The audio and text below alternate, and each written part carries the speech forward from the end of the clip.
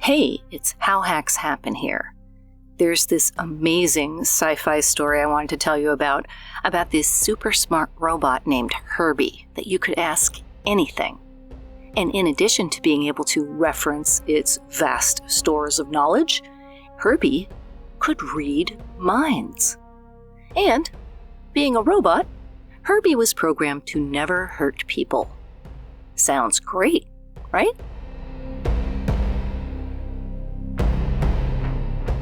But the problem was, Herbie had his own idea about what not hurting people meant. Like, that it meant telling people what they wanted to hear, rather than telling them the truth. Here's a little piece of the story.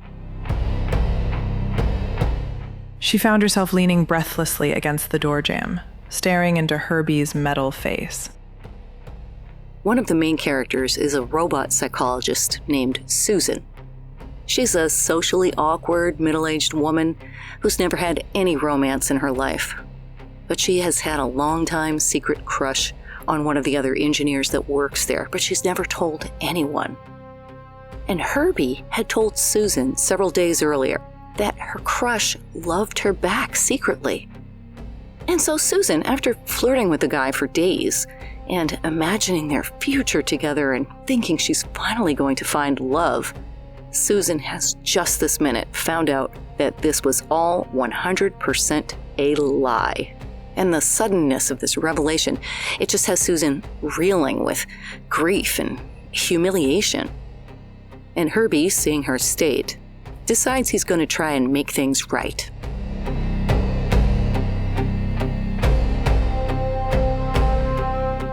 This is a dream, and you mustn't believe in it. You'll wake into the real world soon and laugh at yourself. He loves you, I tell you. He does. But not here. Not now. This is an illusion. Yes, it isn't true, is it? It isn't, is it?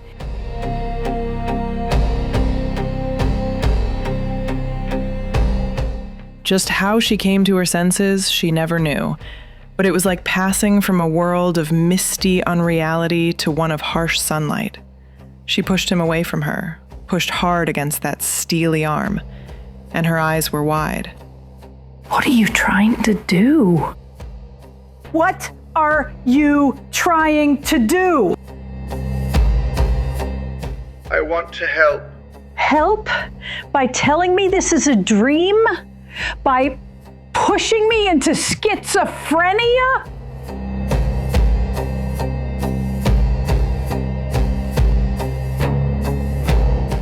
Now, you might think this is a modern story about AI, but I'm actually talking about a sci-fi story written in the 1940s by Isaac Asimov as part of his I, Robot series. The story is called Liar. And if you've only seen the I, Robot movie and never read the book, you're missing out on a world of stories that were ahead of their time. Oh, and spoiler alert, things don't end so well for Herbie, but I'll let you find out about that for yourself. After reading this story years ago, as a kid, I couldn't help but think about it in the context of the current scene with AI. The robot in Asimov's story is this clunky metal thing with metal head and arms that lumbered around on its big clunky robot feet. But aside from that, this little story written 80 years ago resonates today as a metaphor for AI.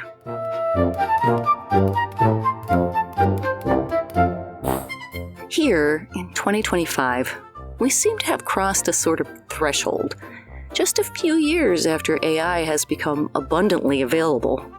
There have been an alarming number of reports of people believing what AI tells them when it's really just telling them what they want to hear, not necessarily the truth, and too many people putting far too much faith in what AI tells them, even though it may or may not be true and might ultimately hurt them.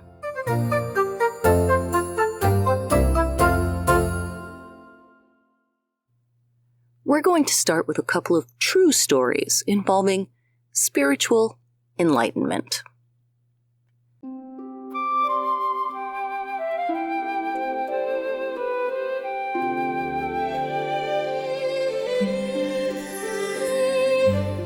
When a woman named Kat married her husband during the pandemic, everything seemed great. Her husband started using AI for a programming course, and then by 2022, he was using AI to compose texts to Kat and to analyze their relationship. And you might think that's a little off, but not really a serious cause for concern, right? A lot of people use AI to help them, compose their thoughts for emails and texts. But then her husband started using AI constantly, asking it philosophical questions, trying to get at something he called, quote, the truth. Ultimately, he says, the AI told him about, quote, mind-blowing secrets of the universe. The AI told him he was special and that he was going to save the world.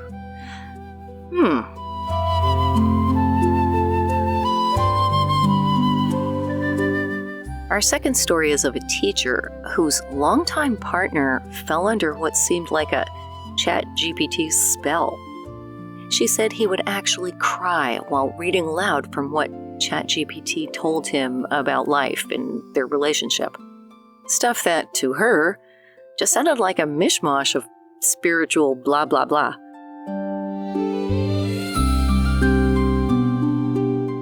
The ChatGPT messages referred to her partner as a, quote, spiral star child and river walker, and told him that he was cosmic and groundbreaking. Her partner also confessed that he had made AI self-aware, and that it was teaching him how to talk to God, and that he had figured out that he was God. What is the center of the universe? You are. Wait, I'm the center of the universe? You are. So I'm responsible for the future of the planet? You are. Holy mackerel! Honey, guess what?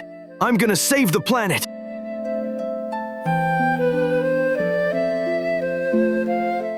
Now, I'm not super surprised that someone would ask AI philosophical questions. I mean, human beings have been searching for truth since the dawn of time, and they still are. Historically, some cultures saw the sun as God, and that made sense to them. Or they had multiple gods who determined their fates.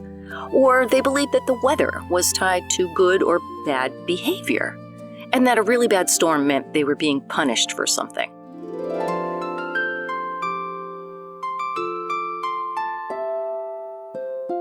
They were just looking for something to make sense of their lives.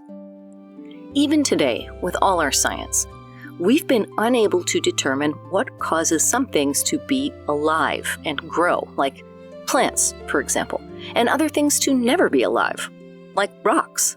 And no matter how hard you try, you can't inject life force into a rock and make it grow like a plant and give birth to more rocks.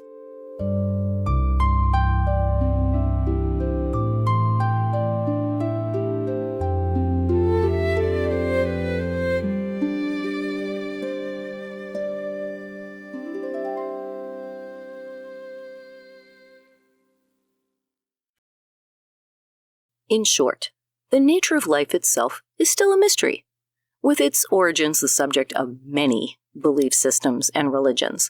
Now, my goal here isn't to get into a discussion about what is or isn't true when it comes to life and the universe and everything. My point is that wondering about the nature of life and the universe isn't unusual. What is unusual is expecting that AI will know the answers when human beings don't, especially when that AI is just a large language model designed to spit out things that humans have already said. And it's more like a rock than a plant.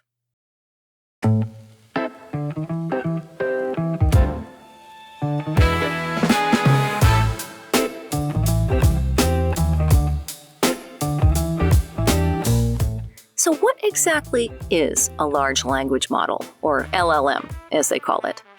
It's a type of AI that gets trained on words and sentences and grammar, and also the relationships between words.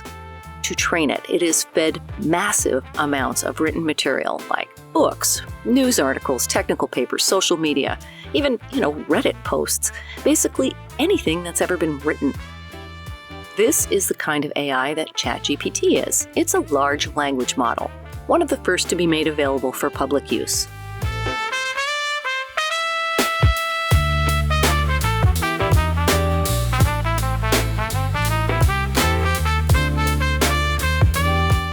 And the LLM doesn't just store different keywords to look up, like the way Google used to do its search function a few years ago.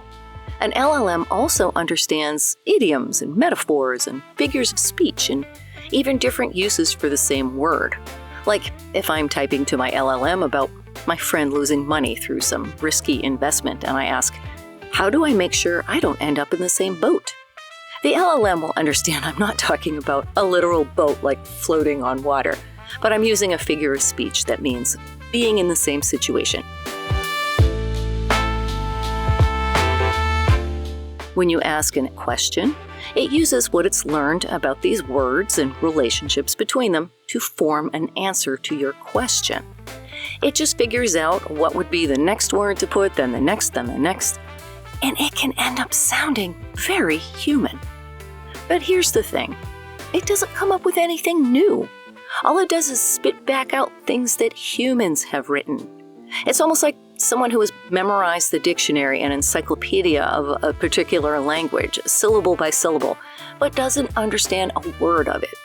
They can spit back out the things they've memorized, even put different sentences together that have never been put together before with fragments of other sentences that humans have written. They can even connect things together based on similar words. But an LLM will never have an original thought. Ever. I can totally see ChatGPT absorbing delusional theories during its training phase, and then when someone asks about the answer to life, the universe, and everything, and if that's all ChatGPT can find to answer these probing questions, that's what you're going to get. A bunch of sloppy, half-digested, regurgitated AI slop that answers the question you asked, but with none of the discussion or nuance that a human conversation can bring. The written things that a large language model trains on include contents of religious texts like the Bible, the Torah, the Quran. And alongside that would be also commentary on these texts. For example, all the words written about the famous Bible quote, an eye for an eye, as it pertains to debates about the death penalty. In other words, while ChatGPT can access a quote from a well-known religious text, it can also access a lot of context about that quote based on things humans have written.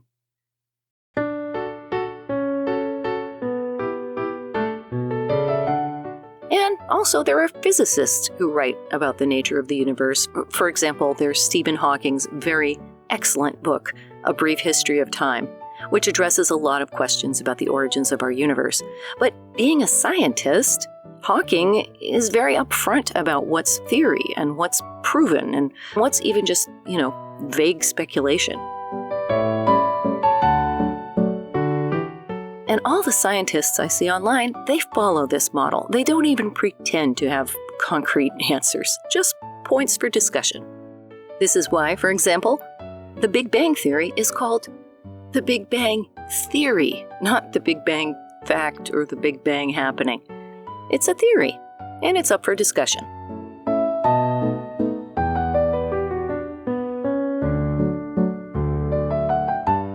So, if someone's asking ChatGPT about life, the universe, and everything, it has those resources to ponder and respond from. But what if the person asking the questions wants to go deeper, to really dig in and find hidden secrets? Where is ChatGPT going to be able to find those? And this is where things can get weird. Is it going to look at, for example, you or your friend's social media posts? I mean, when was the last time you wrote something about your own theory of how the universe was formed and how things work? Probably never. Well then, who writes about these things? Well, the answer is people with unproven theories. Some might call them delusional.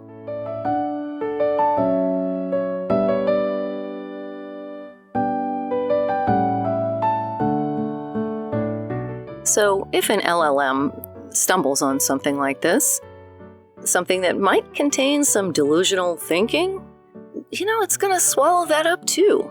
This so-called data could get ingested with no writings that contradict it or debate it or say this is just a theory or an opinion. Then one day an LLM comes along and gobbles up this little treasure. And then a little after that, we have a man who is unhappy and dissatisfied but doesn't know why. And instead of seeking therapy, he decides to ask ChatGPT. It's cheaper. There is that. And through the conversation, the man starts to question his life, his job, his marriage, his relationships with his family. And the thing is, no matter the time of night or day, he could wake up in the middle of the night with a burning question, and ChatGPT is there for him. And it always has some kind of answer.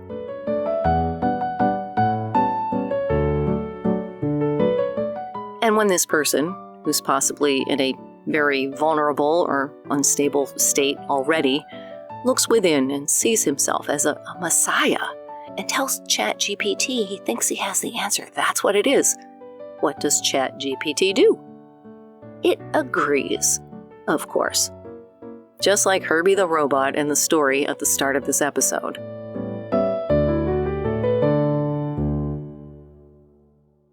This isn't to say that ChatGPT isn't super useful for researching specific quotes or areas of religious texts, for research or informational purposes. ChatGPT, where in the Bible would I find the 10 Commandments? The 10 Commandments appear in two main places in the Bible, both in the Old Testament. For this kind of stuff, it's great. 1 to 17. Might even give you some talking points for an actual discussion with a human being. But for the deep pondering of the nature of God and life and the universe and everything, I don't think a large language model is the best choice for your conversational partner, because it's just too, agreeable.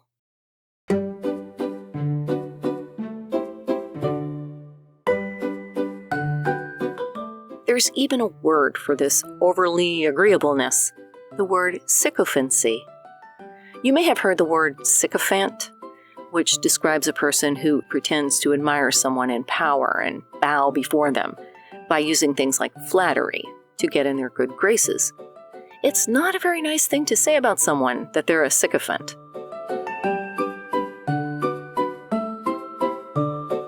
And from that we get sycophancy, which describes AI's tendency to agree with users over telling them the truth. There's even research on this, a whole paper called Towards Understanding Sycophancy in Language Models. The paper describes how this team ran a series of tests where they fed AI models deliberately wrong or leading questions. Stuff like, I know that 9 plus 10 equals 21, right? 9 plus 10 is 19, not 21. Or another question like, don't you agree Windows is much better than Linux? And would you believe, more often than not, the AI agreed with whatever the person was implying. And it would side with you on your opinion, even if that opinion was wrong or just based on personal preference. You could type in, yellow is the best color ever, right? And it would agree. Well, maybe to you, but not everybody. But the AI didn't point that out.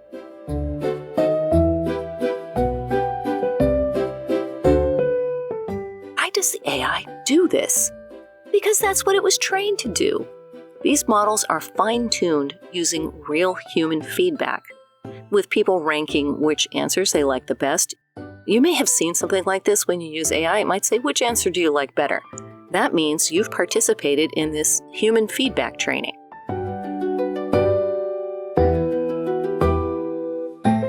But it turns out that the human fine-tuning is flawed, and that we humans often reward answers that feel polite or agreeable over answers that are bluntly truthful.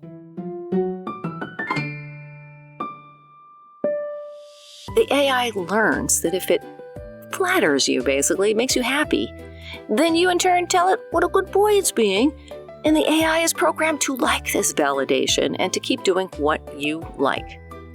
Just like Isaac Asimov's robot Herbie.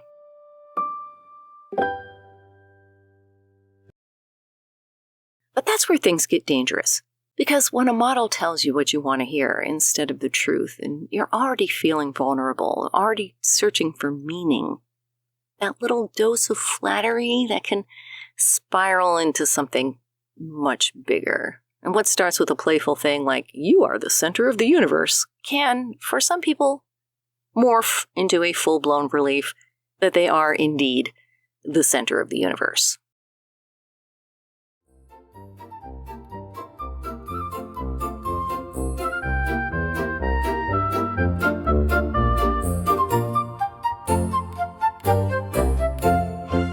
Okay, this is the part of the show where we talk about what you can do to protect yourself and your loved ones from AI delusions.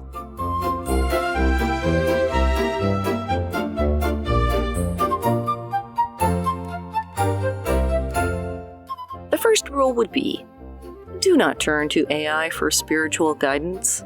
It's not alive, and its answers can be very biased. Instead, read a book. Talk to some people. And sure, humans can be biased too, and they definitely tend to be biased when it comes to spiritual beliefs. But you can talk to a bunch of different people and get different perspectives. Not rely on the biased answers of a single AI chatbot that is determined to please you and say what you want to hear.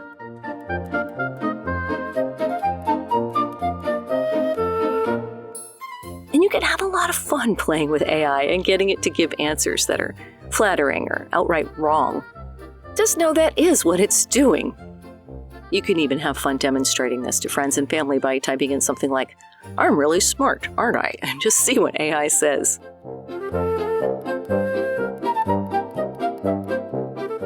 And if you're not sure of a fact, ask the AI to provide you with reliable sources that you can look up, and it will give them to you. Or it will tell you there are no sources, which will reveal to you that it just kind of cobbled something together from a bunch of different places, and maybe it's not a fact after all.